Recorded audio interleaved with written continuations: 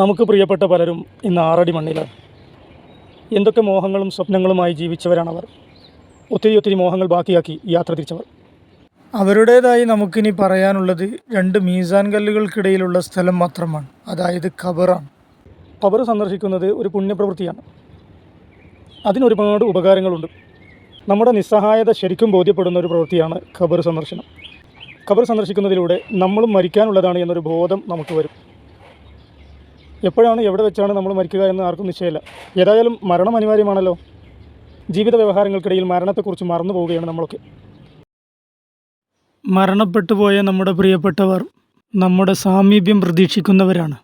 മുറ്റത്ത് നട്ടുപിടിപ്പിച്ച അലങ്കാര ചെടികൾക്ക് ദിവസവും വെള്ളമൊഴിക്കാൻ പോകുന്നവർ ഉറ്റവരെ ഖബറടക്കിയതിനു ശേഷം ആ വഴിക്ക് തിരിഞ്ഞു നോക്കാതിരിക്കുന്നത് എത്രമേൽ സങ്കടകരമാണ്. നമ്മുടെ ഇടർച്ചയിലും പതർച്ചയിലും ഹൃദയം നൊന്തവർ, ഉയർച്ചയ്ക്കും വളർച്ചയ്ക്കും കൂടെ നിന്നവർ വർഷങ്ങളായി മണ്ണിനടിയിൽ നമ്മുടെ കാലൊച്ച കാതോർത്ത് കിടക്കുകയാണ്. തമുറു അഖാരിബി ജനുബാത്തി ഖബരി കഅന്ന അഖാരിബി ലം യാരിഫൂനി. എൻ്റെ ഖബറിനരികിലൂടെ നടന്നു പോകുന്ന പ്രിയപ്പെട്ടവർ യാതൊരു പരിചയവും കാണിക്കുന്നില്ലല്ലോ എന്ന് വിലപിക്കുന്ന പലരും ഖബറിലുണ്ട്. മരണപ്പെട്ട മാതാപിതാക്കളുടെ ഖബർ സന്ദർശിക്കുന്ന മക്കളെ സംബന്ധിച്ച് ഒത്തിരി പുകഴ്ത്തി പറഞ്ഞിട്ടുണ്ട് പുണ്യപ്രവാചകർ. നിതാന്തമായ നിദ്രയിലേക്ക് ഏത് നിമിഷവും വഴുതിപ്പോകാവുന്ന ജന്മങ്ങളാണ് നമ്മളെല്ലാം. നമ്മളും ഓർമ്മിക്കപ്പെടണം, സന്ദർശിക്കപ്പെടണം. കിട്ടുന്ന അവസരങ്ങളിലെല്ലാം മരണപ്പെട്ടവരോടൊപ്പം ചെലവഴിക്കാൻ നമുക്ക് സന്മനസ്സുണ്ടാവട്ടെ എന്ന് ആശിക്കുന്നു. ലഹദ് എന്നാൽ ഖബർ എന്നാണ് അർത്ഥം. കുത്തനെ കുഴിച്ച് പാർശ്വഭാഗം തുരന്ന് സംസ്കരിക്കുന്ന രീതിയാണ് ലഹദ്. നമ്മുടെ നാട്ടിൽ തുടർന്നു വരുന്നത് ഈ രീതിയല്ല.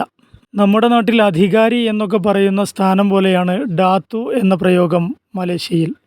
പ്രമുഖരുടെ ഖബർ നിലകൊള്ളുന്ന സ്ഥലം എന്ന പേരാണ് ലഹദ് ഡാത്തു എന്നതുകൊണ്ട് ഉദ്ദേശിക്കുന്നത്. യമനിൽ നിന്ന് ദീനീ പ്രചരണത്തിനായി ഇറങ്ങിത്തിരിച്ച പല മഹൽ വ്യക്തിത്വങ്ങളും പല നാടുകളിലും അന്തിയുറങ്ങുന്നുണ്ട്. അതിൽപ്പെട്ട ചിലരുടേതെന്ന പേരിൽ അറിയപ്പെടുന്ന ഖബറുകളാണ് നിങ്ങളിപ്പോൾ കാണുന്നത്. ലഹഡാത്തുവിൻ്റെ തിരക്കൊഴിഞ്ഞ ഭാഗത്ത് നൂറ്റാണ്ടുകളായി ഇവർ വിശ്രമിക്കുകയാണ്. അവരെയും നമ്മെയും നമ്മുടെ സ്നേഹജനങ്ങളെയും അള്ളാഹു അവൻ്റെ സുഖലോക സ്വർഗത്തിൽ ഒരുമിപ്പിക്കട്ടെ. ബാർബർ ഷോപ്പുകൾക്ക് മുമ്പിൽ ഇവിടെ ഒരു പ്രത്യേക തരം വിളക്ക് സ്ഥാപിച്ചതായി കാണാം. കുറച്ചു നേരം അതിലേക്ക് ശ്രദ്ധിച്ചിരുന്നപ്പോൾ പകൽവട്ടത്തിലും തിളങ്ങിക്കറങ്ങുന്ന ആ വിളക്ക് എന്നിൽ കൗതുകമുണർത്തി. ചലനാത്മക പ്രഭാവം സൃഷ്ടിക്കുന്ന ഈ വിളക്ക് നമ്മുടെ നാട്ടിൽ കണ്ടതായി ഓർമ്മയില്ല. റൊട്ടേഷന് പുറമെ വേറെയും ചില ഫീച്ചറുകൾ ഇതിൽ കണ്ടപ്പോഴാണ് ഞാനിത് ശ്രദ്ധിച്ചത്.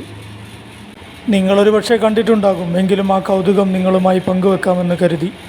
ഇതിൻ്റെ ഡിസ്പ്ലേയിലെ നിറങ്ങൾ ഇപ്പോൾ മുകളിലേക്ക് പോകുന്നതായി അനുഭവപ്പെടുന്നു. സ്ഥാപനത്തിലെ സേവനം ലഭ്യമാകുന്ന സമയത്തെ കുറിക്കാനാണ് ഈ ഉപകരണം ഉപയോഗപ്പെടുത്തുന്നത്.